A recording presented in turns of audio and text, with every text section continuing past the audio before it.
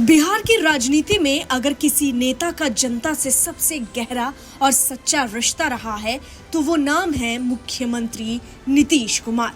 क्योंकि सरकार वही सफल है जो हर वर्ग के आंसू पोंछे और हर चेहरे पर मुस्कान लाए। और यही वजह है कि कभी किसानों की चिंता तो कभी मजदूरों का दर्द, कभी विधवा और बुजुर्गों का सहारा तो कभी युवाओं के भविष्य का ख्याल। नीतीश कुमार हर मौके पर साबित करते रहे हैं कि वो सिर्फ मुख्यमंत्री नहीं बल्कि एक जन सेवक है। और अब इस कड़ी में शामिल हुए हैं बिहार का गर्व, राज्य के कलाकार। जी हाँ, बिहार की पहचान, उसकी आत्मा कला और संस्कृति में बसती है। लोकगीत, लोक नृत्य, शिल्प, नाटक, ये सब वो धरोहरें हैं जिनसे बिहार का नाम रोशन हुआ। लेकिन दुख की बात यह है कि इन्हीं कलाकारों में से कई बुजुर्गावस्था में आर्थिक संकट से जूझते रहे।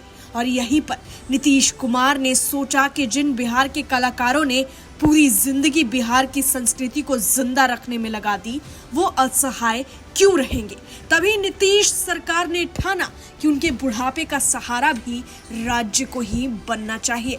इसी सोच का नतीजा है नई योजना, यानी अब वरिष्ठ और आर्थिक रूप से कमजोर कलाकारों को हर महीने बिहार सरकार 3,000 रुपए पेंशन देगी।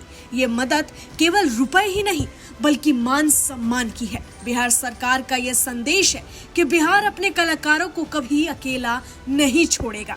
जाहिर है, कलाकार सिर्फ कला नहीं रचते बल्कि समाज की आत्मा को सजाते हैं। लेकिन जब वही कलाकार बुढ़ापे में आर्थिक संकट से जूझने लगे तो उनकी सबसे बड़ी जरूरत होती है सहारा और सम्मान। मुख्यमंत्री नीतीश कुमार ने इस दर्द को बखूबी समझा है और इसी समझ से जन्मी है वरिष्ठ कलाकार पेंशन योजना। अब राज्य के उन कलाकारों को जिन्होंने पूरी जिंदगी गीत, संगीत, नृत्य, शिल्प और परंपराओं को जिंदा रखने में लगा दिया, वो अब हर महीने 3,000 रुपए की पेंशन राशि पाएंगे। पहले जहां बुजुर्ग कलाकार दवाइयों और जरूरी खर्चों के लिए परेशान रहते थे, अब वही पेंशन उनकी सबसे बड़ी ढाल बन जाएगी। ये योजना सिर्फ पैसों की मदद नहीं है, ये एक मान्यता है, एक आभार है जो राज्य अपनी सांस्कृतिक धरोहर के रक्षकों को दे रहा है। इससे बुजुर्ग कलाकारों के चेहरे पर मुस्कान लौटेगी, उनका आत्मविश्वास बढ़ेगा और सबसे बड़ी बात, उन्हें लगेगा कि बिहार उन्हें कभी नहीं भूला। नीतीश कुमार ने दिखा दिया कि कलाकारों का सम्मान करना सिर्फ उनका फर्ज नहीं बल्कि राज्य की जिम्मेदारी भी है। और यही वजह है कि यह पेंशन योजना बुजुर्ग कलाकारों के लिए नई उम्मीद, एक नया सहारा और एक सम्मानजनक जीवन की गारंटी बनकर सामने आई है। लेकिन कहानी यही खत्म नहीं होती। नीतीश कुमार ने समझा कि पेंशन तो वर्तमान का सहारा है लेकिन भविष्य की जिम्मेदारी भी लेनी होगी। और तभी शुरू हुई गुरु शिष्य परंपरा योजना। इस योजना से वो कलाएं जो मिटने लगी थी फिर से जीवंत होगी। गुरु अपने शिष्यों को सिखाएंगे और शिष्य उस कला को आगे बढ़ाएंगे।